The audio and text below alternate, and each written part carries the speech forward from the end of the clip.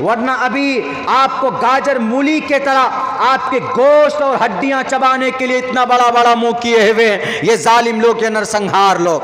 भारत के संविधान को बदलना चाहते, भारत की तकदीर को बदलना चाहते। मेरे भाइयों, मैं बोलता हूं, इसीलिए बोलता हूं क्योंकि जरूरत है। जब बोलेंगे नहीं तो कौन बोलेगा जुल्म के खिलाफ? डरते रहेंगे, बुज़दिल बन जाएंगे तो हक की आवाज़ को कौन बुलंद करेगा?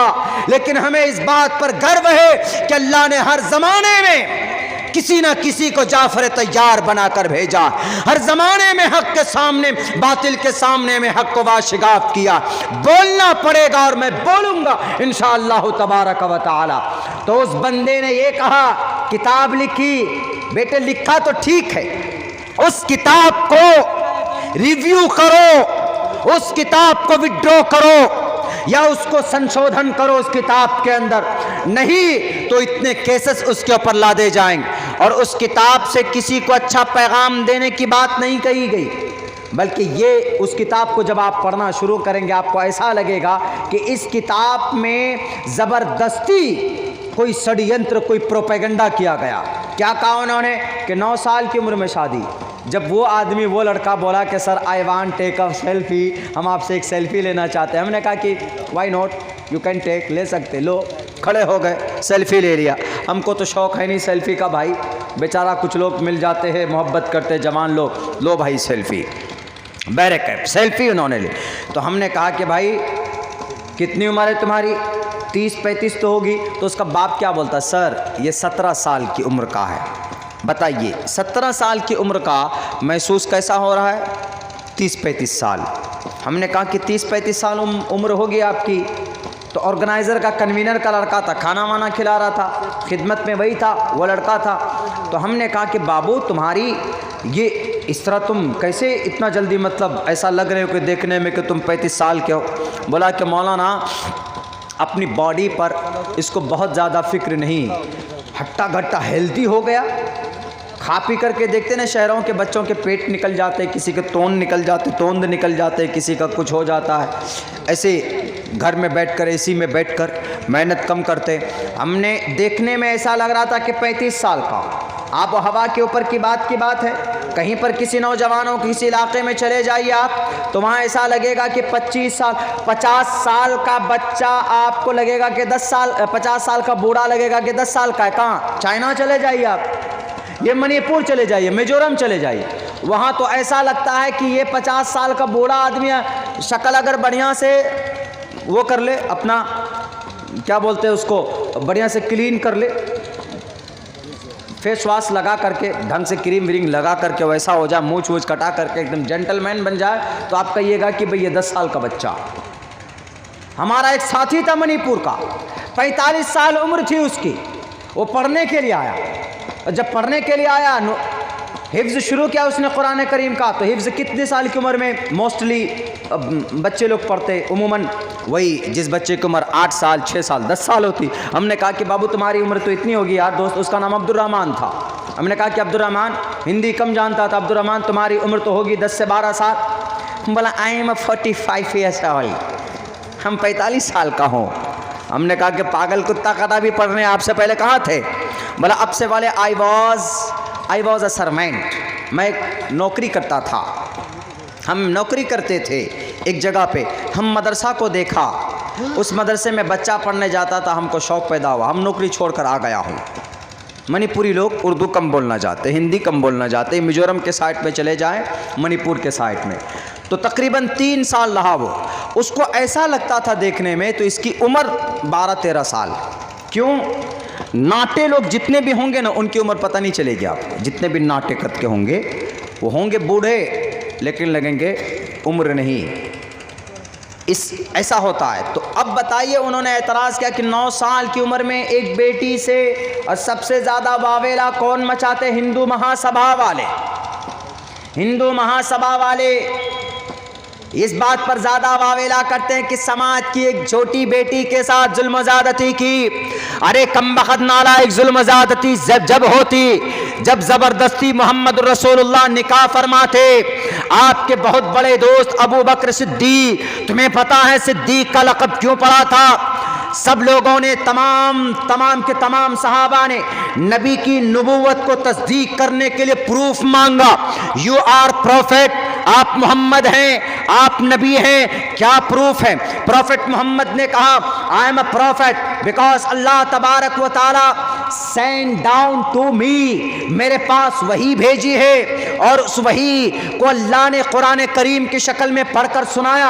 आप अलैहिस्सलाम ने सबको अपनी नबूवत का आपने प्रूफ पहले दिया, चाहे वो उस्मान हो, चाहे वो खदीजा हो, चाहे वो हजरत उमर हो, चाहे वो हजरत अली हो, चाहे वो बिलाल हबशी हो, चाहे कोई भी हो, आपने सबको अपनी नबूवत की दलील दी है कि हमारे पहाड़ी पर हजरत जिब्राइल आए और उन्होंने ये वही की और उन्होंने ये अल्लाह का पैगाम दिया और अल्लाह के तरफ से यह ऑर्डर है कि जाओ लोगों को समझाओ।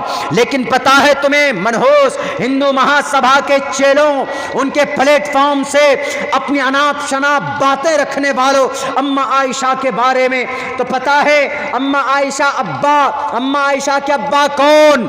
अबू बकर सिद्दीक। अबू बकर सिद्दीक गरीब नहीं थे, बहुत बड़े उनका ट्रेडिंग का काम था, तिजारत का काम था मक्कतुल मुकर्रमा के अंदर। वो कपड़े के बहुत बड़े व्यापारी थे, कपड़े के एक्सपोर्ट का काम होता था। अबू बकर सिद्दीक रजी अल्लाह तआला अन्हु का अबू बकर नाम था। सिद्दीक लक़ब क्यों पड़ा? सिद्दीक लक़ब इसलिए पड़ा कि सबने नबी को नबी मानने के लिए दलाइल मांगे कि दलील क्या है, हमें दलील दे दीजिए कि आप नबी है। नबी ने सबको दलील दी, सबको आपने प्रूफ किया कि मैं नबी हूं, मेरे पास वही आई है। और देखो मेरी पुरानी जिंदगी को, मैं झूठ तो नहीं बोलूंगा ना, बल्कि सचमुच में मुझ पर वही आई है, अल्लाह ने वही नाजिल की है, तुम कबूल कर लो। सब लोगों ने बिल आखिर जिन जिन को समझ में आ गया फौरन accept the message of Islam, उन्होंने सबसे पहले नबी पाक अलैहिस्सलाम वस्सलाम के मैसेज को कबूल किया। लेकिन जैसे ही खबर पहुंचती है किनके पास?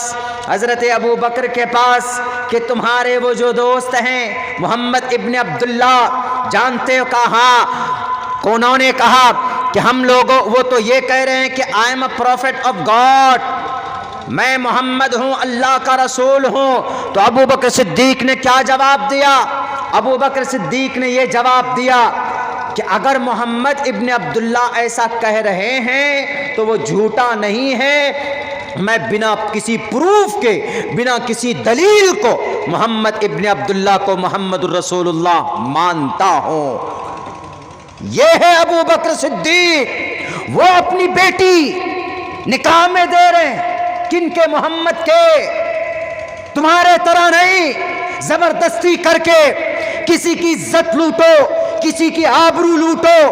और तुम्हारे दबंगई एमएलएस एमपीस जो तुम्हारे 250 एमएलए के ऊपर तुम्हारे 420 का और 376 का केस दर्ज है, रेप के केस दर्ज है, जिन्होंने बेटी और अपनी समाज की बहू बेटी की इज्जत को लूटी। आज भी गवाह है लखनऊ की दीवारें। उस पीड़ित परिवार को इंसाफ नहीं मिला तो हमारे सीएम के आवास के सामने में पेट्रोल डालकर अपने आप को जला दिया।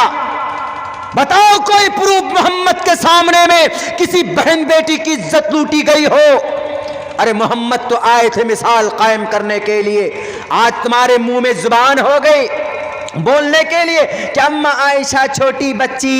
अरे अम्मा आयशा के अब्बा गार्जन, और अम्मा आयशा तो खुद गर्व कर रही थी कि मैं मोहम्मद इब्न अब्दुल्ला की, मोहम्मद रसूलुल्लाह की वाइफ बनने जा रही हूँ, मैं मोहम्मद रसूलुल्लाह की बीवी बनने जा रही हूँ। और हजरत अबू बकर सिद्दीक ने, पूरी दुनिया ने मुखालफत की, हर मौके पर अड़ने वाले कौन? अबू बकर सिद्दीक। अल्लाह के नबी अलैहिस्सलाम एक रोज सजदे में थे काबतुल्लाह में, एक उक़बा इब्न मुईत, अबी मुईत ने ओजड़ी डालकर उनके सर पर डाल देता है। एक मौके पर तो गले में कपड़ा डालकर ऐसे घुमाकर घसीटते हैं। हजरत अबू बकर सिद्दीक फौरन तशरीफ लाते हैं और कहते हैं कि तुम अतक़्तुलून रजुलन अन यक़ूल रब्बी अल्लाह, तुम उस आदमी को कत्ल करना चाहते हो जो ये कहता है कि मेरा रब अल्लाह है। हमेशा नबी की मदद करने, हर मोड़ पर खड़े रहने के लिए कौन? अबू बकर सिद्दीक। उनकी बेटी आयशा गारे सौर में जब जब गए थे 3 दिन तक का क़याम हुआ था। आप अलैहिस्सलाम को सोना था, आराम करना था। हजरत अबू बकर सिद्दीक ने अपने पूरे गार को साफ सफाई क्लीन किया और जहां पर सुराख थे आपने अपने कपड़े से, कागज से, तौलिए से उन तमाम सुराख को बंद किया है। एक सुराख बाकी था, उसमें आपने अपना अंगूठा डाल दिया और अपने जांग में, इस पैर में कहा कि मोहम्मद रसूलुल्लाह आप आराम फरमा लीजिए। एक सांप था, उसने डसा।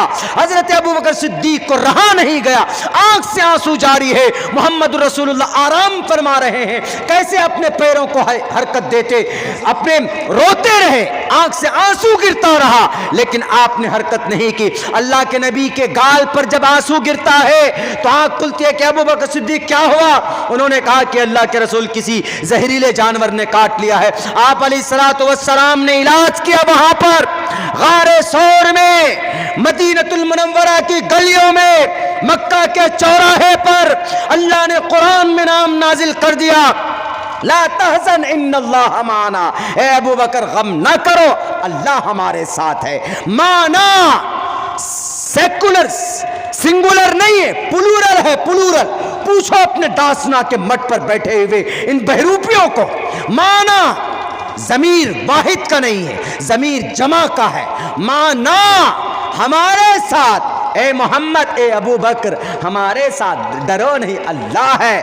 वो अबू बकर की बेटी, अगर आप जुल्म ज़्यादती करते, आप डरा कर उनसे निकाह करते तो अबू बकर सिद्दीक डंडा लेकर खड़े हो जाते, लेकिन नहीं। अम्मा आयशा 9 साल की उम्र में ऐसी दिख रही थी, उनकी हाइट, उनकी इलाके के एतबार से इतना वो था कि ऐसी लगती थी कि बिल्कुल जवान और बालिगा है। इलाके के एतबार से, माहौल के एतबार से आदमी की हाइट का पता चलता है। इसलिए ये तमाम के तमाम इल्ज़ामात बिल्कुल बेबुनियाद हैं, इसका कोई सबूत उनकी किताबों से नहीं होता। और भी बहुत सारे एतराज़ात हैं जो अभी मैंने पढ़ा नहीं, वो इसलिए नहीं पढ़ा है चूँकि अभी हमारे यहाँ इलाक़े में कुछ पंचायती चुनाव और इलेक्शन चल रहे हैं। आज मैं ख़ुद अपने पंचायत के एक कैंडिडेट के सपोर्ट में था, तो हमको कम से कम 3 से 4 घंटा मैं ख़ुद गाड़ी में खड़े होकर हमने उनका हमने काम किया, उनकी वर्करी की।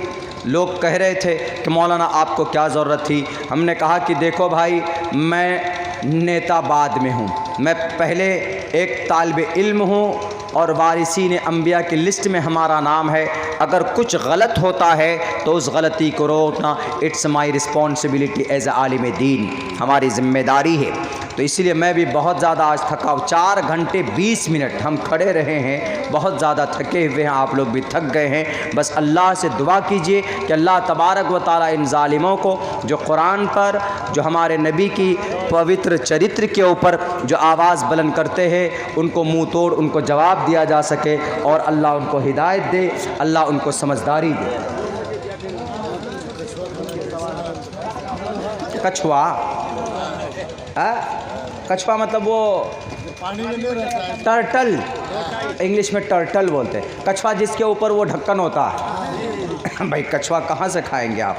मैं लिखा है सर। अच्छा, कछुआ, इसमें 2 सवाल दिया है। हाँ, कछुआ खाना कैसा है, एक सवाल। दूसरा सवाल ये दिया जो सब